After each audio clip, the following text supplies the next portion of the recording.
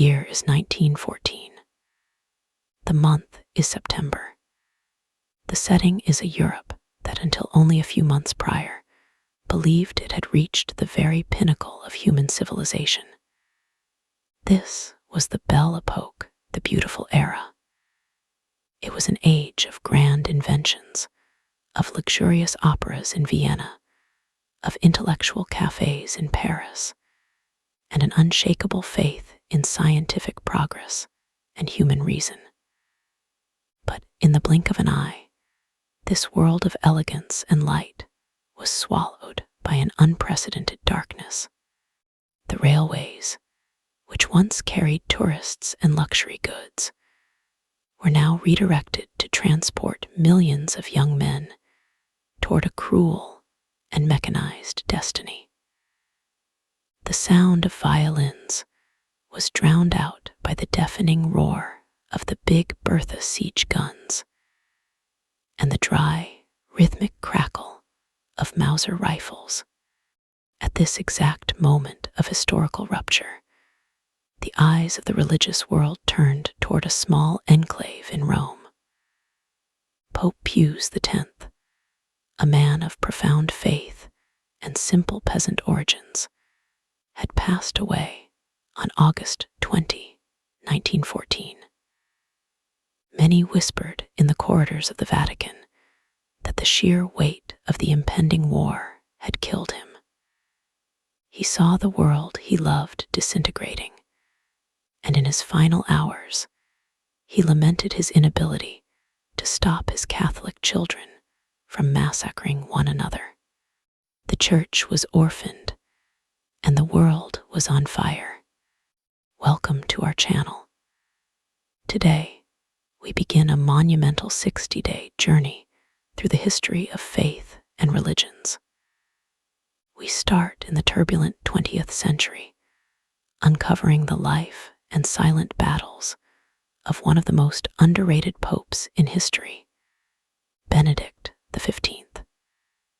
Prepare yourself as we dive into the secret diplomatic backrooms, the mysteries of the Conclave, and the desperate struggle of one man against the most powerful war machine ever seen. The death of a pope during a world war creates a dangerous power vacuum. The Conclave of 1914 is an event that deserves detailed study. Imagine the atmosphere inside the Sistine Chapel. Michelangelo's Last Judgment seemed to observe the cardinals with a renewed sense of urgency. Outside, the Austro-Hungarian Empire, the most powerful Catholic nation of the time, was at war against France and Great Britain. Inside the chapel, the cardinals were bitterly divided by those same battle lines. French cardinals, led by the influential Louis Bilot, looked with deep suspicion upon their Austrian and German counterparts.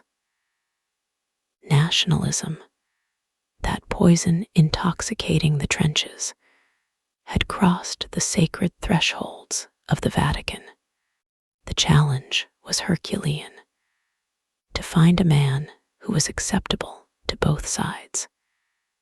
If they chose a pro-Austrian pope, France might break its ties with Rome. If they chose one who leaned toward the Allies, Germany might begin a brutal persecution of the Church within its borders. Into this climate of almost unbearable tension emerged the name of Giacomo della Chiesa. Della Chiesa was no cloistered mystic. He was an aristocrat from Genoa and a career diplomat. He had served under Cardinal Rampolla, the great strategist of the Secretariat of State. He was small of stature, with a slight spinal curvature that left him leaning to one side, and his health was often viewed as fragile. But Giacomo possessed a razor-sharp political intelligence and a clear, unclouded understanding of European geopolitics. He was elected on the 10th ballot, taking the name Benedict XV in honor of Benedict XIV, another great jurist and intellectual of the Church. The physical fragility of the new pope was evident even during his coronation. Due to the haste of the war and the suddenness of the conclave, there had been no time for tailors to prepare bespoke robes for every candidate. The smallest cassock available was still far too large for Benedict. During his first blessing, he had to use hidden pins to keep the heavy vestments from slipping off his narrow shoulders. This detail, though it seems trivial, perfectly symbolized his situation. He was a small man carrying the weight of a giant office in an age of destructive giants. As soon as the Vatican doors opened for his pontificate, Benedict XV faced his first and most difficult decision. What position should the Church take in the Great War? The pressure was colossal.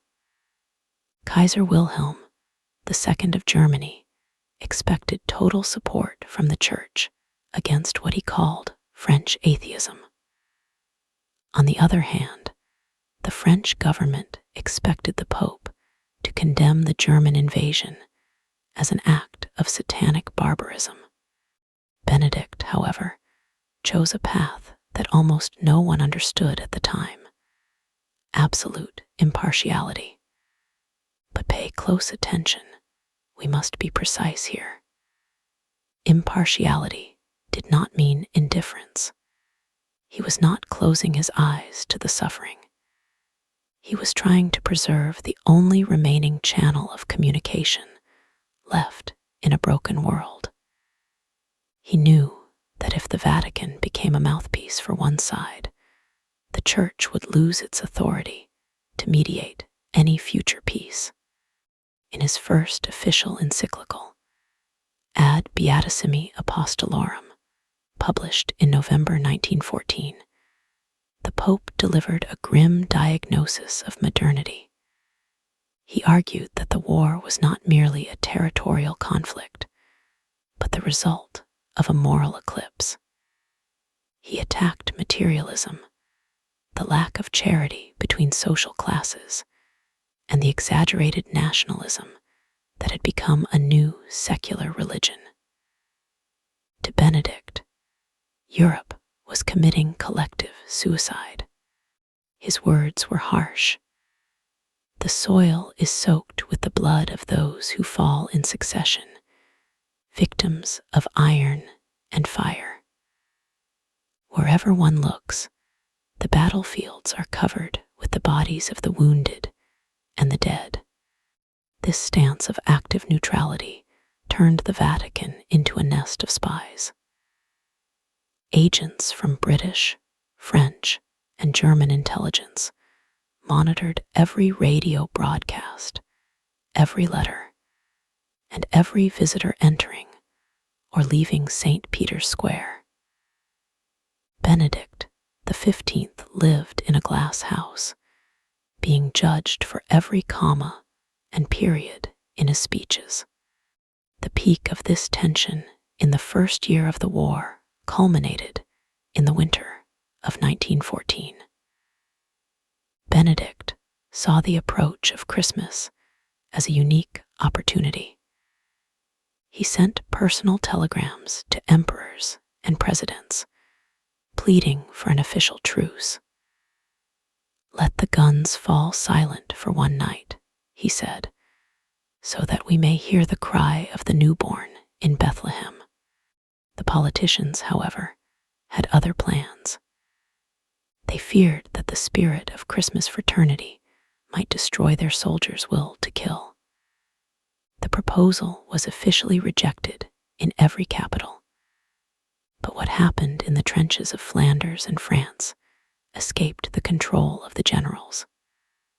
On Christmas Eve, The voices of the soldiers, echoing the very desire the Pope had expressed, began to sing hymns of faith.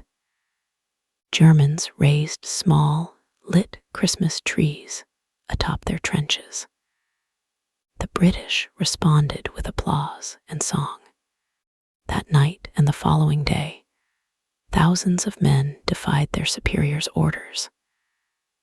They stepped out into no man's land, exchanged gifts like tobacco and chocolate, showed photos of their wives and children, and in many sectors, celebrated joint masses and services.